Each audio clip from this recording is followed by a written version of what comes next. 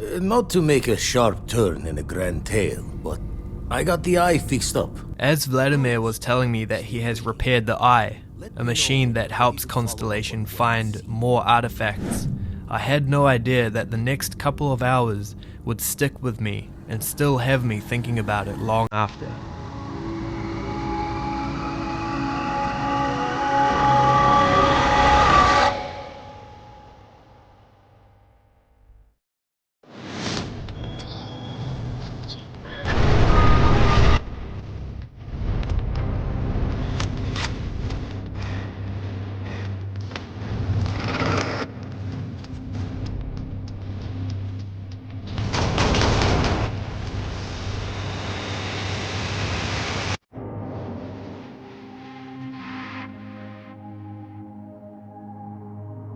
Join me as I break down the quest Entangled, a mission that I'm still thinking about. Also, there are major spoilers for Starfield in this one, so you have been warned.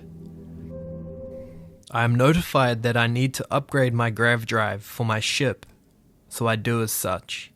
This is in order to reach the system that I am required to go to. Now that my ship is ready to jump to Freya 3, I am met with a distress signal as soon as I arrive.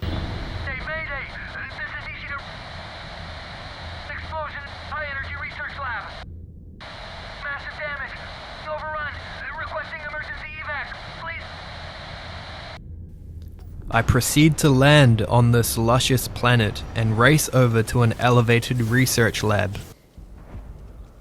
Upon first glance, there is nothing out of the ordinary about Nashina Research Station. Nashina Research Station, you speaking. What is your business here? What? We haven't sent a distress signal? Nothing on the comms. No other ships in the system since our last supply drop. Look, what are you trying to pull here?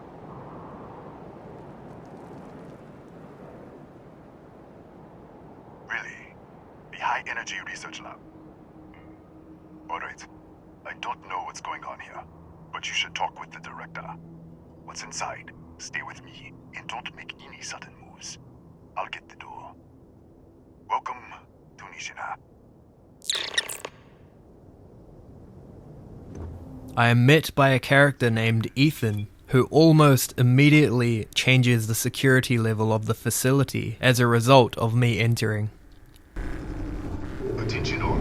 I am declaring a cordial. All sections are now on lockdown. Senior staff, protocol Delta. Use out. There. Be right with you.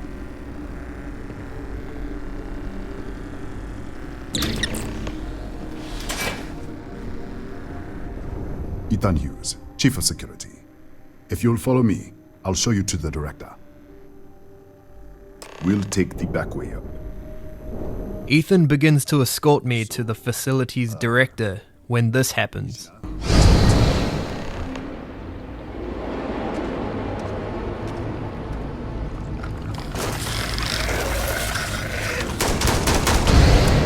What the? Easy! Easy! What the hell was that? 1 minute, you're following me, and then you're just gone. Minute later, you pop in out of nowhere looking like you were in the middle of a fight. But there's nothing here. I should have never let you inside. What is this? Some kind of stealth tech?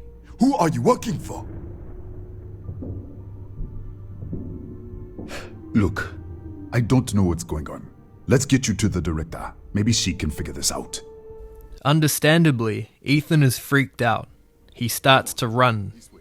At this point, I have no idea what is going on too. I am then teleported again to this dark and grim location, which is the same, but yet different. I pull out my gun to be ready for anything when Raphael pops up from cover. Oh, thank God. Finally, someone came. The distress signal. You picked up the distress signal, right? What do you mean? Wait, how did you get in here? Hughes? Ethan Hughes? But he's dead. No. No. This doesn't make any sense. Unless The accident. Maybe this is a side effect of the accident. If the probe is still feeding power to the distortion, then... Right. We were studying a gravitational distortion. 3 months ago, I was calibrating an experiment in our high-energy research lab. There was an accident. An explosion. It caused a gas leak. Sparked a fire. I was trapped in the control room. There was nothing I could do. They're all dead. The lab was built around a xenolith with a dense metallic Just disappear. We should. Wait. He's back. Now that Ethan has grasped the idea that someone is disappearing and reappearing before his very eyes, he urges me to move on. If anything happens, the director's... We both arrive to the director's office where I meet Director Patel, where I try to get some answers. Come in. Kaya Patel, Research Director. And this is our Chief Scientist, Maria Hughes. Ethan said you disappeared right in front of him. Twice now? 3 times? Director, you can't be taking this seriously. Look, I don't know who you are or what you're doing here, but there has to be a rational explanation for all of this. Excuse me? That is quite a claim. What makes you think that? Tell us about this other universe. Raphael. Raphael died in the accident. Wait, burned out? The leak. Director, there was a hydrogen leak right after the accident. It was contained in a minute or two. But if it hadn't been, it could well have caused an explosion. Another universe, though. That's a lot to swallow.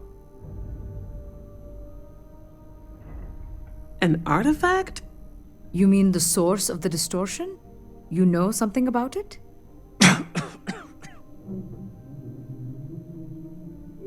Really? That's all you're gonna say? No, fair enough. You have a prior connection with them then. Maybe that's why this is only affecting you.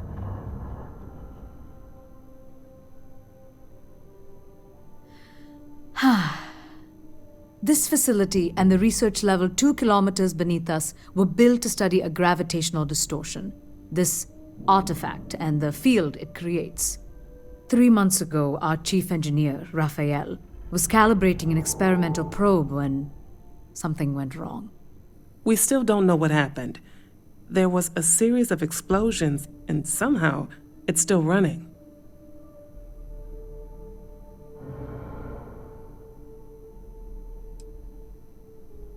That would make sense. That's why the field strength keeps increasing. We have a control unit for the probe. After the accident, I tried to use it to shut down the system, but the kill switch isn't responding. We could shut it off manually, but the entire research level is locked down. We can't even get down there.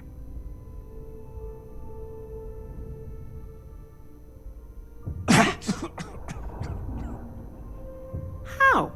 I told you the research level's locked down. We can't even use the damn elevator.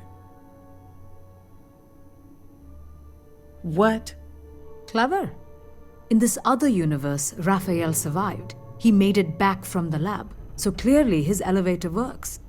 Take it, and you might be able to shut down the experiment. This is crazy. But first, we have to do something about your shifting.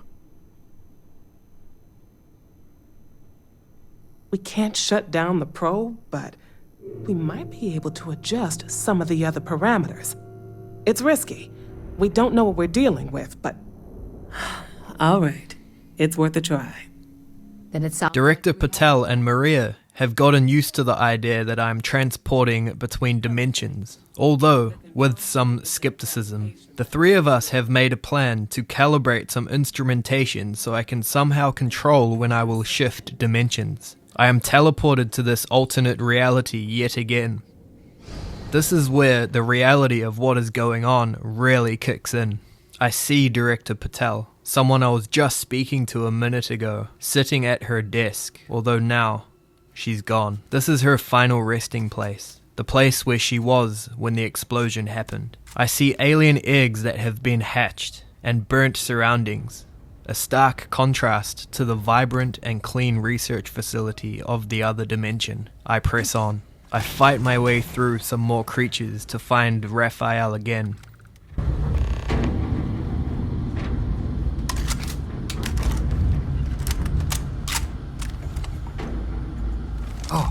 Oh, it's you. What happened? You disappeared, and the ceiling caved in, and I thought I'd finally lost it. What? How? Look, if you think things are bad up here, the research level is even worse. I barely made it out, and that was months ago. I don't understand any of this. If I hadn't seen you disappear with my own eyes, I wouldn't have believed it.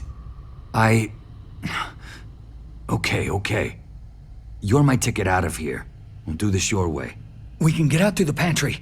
Here's the key. I'll back you up, I guess.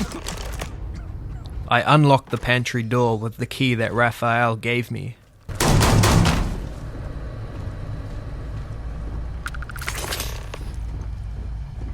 When all of a sudden I am transported back to the reality where everyone is alive. There is one security guard who doesn't seem to be fazed by someone appearing out of thin air. Okay. Hello. My whole objective is to shut down the probe, so at this point I am wondering what's going to happen when I do. It seems as though by probing the artifact, the people of this research facility have triggered an event where this place is locked into two realities based on the reaction of Raphael. The two dimensions are the one where Raphael sacrifices himself to contain the explosion and therefore saving everyone, and the one where Raphael leaps into the room for safety and thus dooming everyone in the lab except for him. I teleport back. I ask Ethan for directions, and I'm on my way. What? Oh, it's you. You realize you just popped into my locked office. So much for security protocols. Sure. Down the hall. Take the stairs next to the atrium.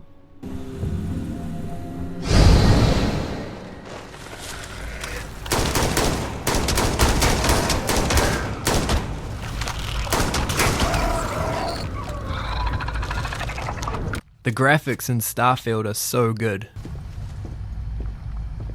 While I am traversing the Nashina research facility in and out of both dimensions, I make it to Maria. Maria tries to calibrate the probe control unit in the hopes that I will have some form of control of teleporting in and out of the dimensions. What, did you get lost in the hallway?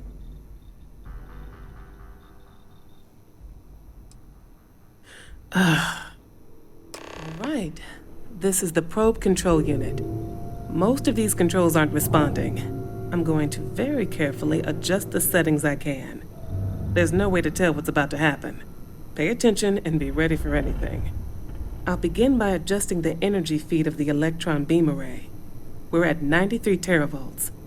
Calibrating to 95, 97, 100. Nothing. Let's try the other way. 91, 89. What the? Okay. It looks safe to approach. But what in the world?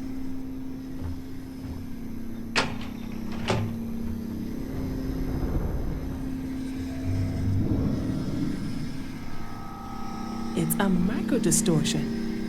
Flux pattern matches the distortion in the lab. The setting is just exposing it somehow. Maria instructs me to step into the distortion, and when I ask if it is safe, she tells me coldly, I don't know. So I do it.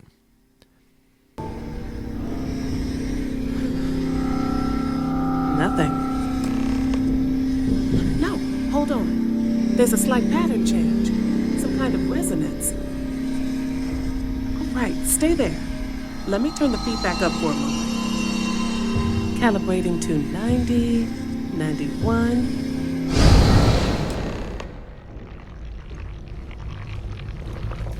By doing this, we have unlocked a gameplay mechanic where I am traversing and exploring two alternate realities in different dimensions, but in the same research facility. Now that I have calibrated the probe controller, and it's clear what I need to do, I visit Director Patel once more.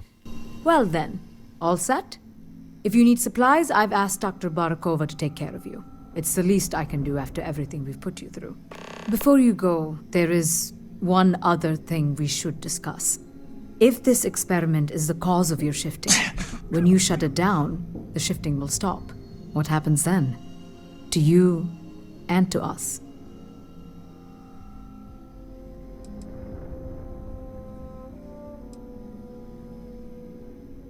There's no way to be certain, but let's theorize.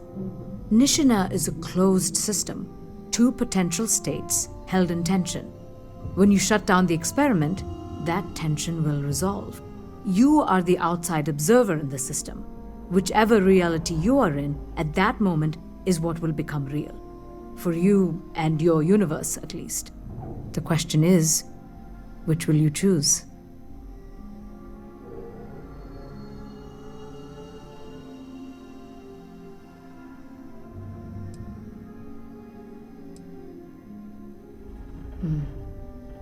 If this were a choice between my life and Raphael's, I would ask you to save him. But as the director of the station, I am responsible for the lives of my staff. 30 people. People with families, careers, futures ahead of them. In this universe, you don't have to decide now. But when the time comes, please, keep them in mind. Now, it's time you are going. With the network offline, we can't shut down the security system on the research level, so you can expect some resistance. Be careful. Ethan, unlock the elevator lobby, please. Ma'am, research level is still locked down. I'm aware of that. Alright. Done. Good luck, dear. It's been a fascinating day. I then go through this excellently designed level where in one dimension the way is blocked, but in the other dimension it is not. So I do that until I reach the main probe area. This is where I have to make a very hard decision. I have to choose which dimension I shut down the probe in, and thus making that my reality. I can choose to save 30 people and leave Raphael to his fate, or I can stay in the dimension where all except one perish. I chose the reality in which Raphael sacrificed himself to save everyone.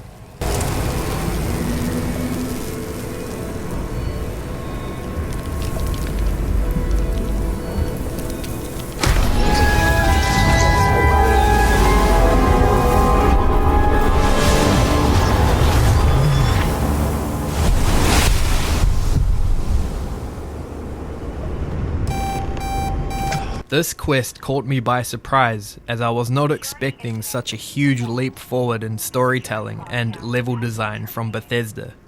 I know Bethesda has the ability to level up their games now.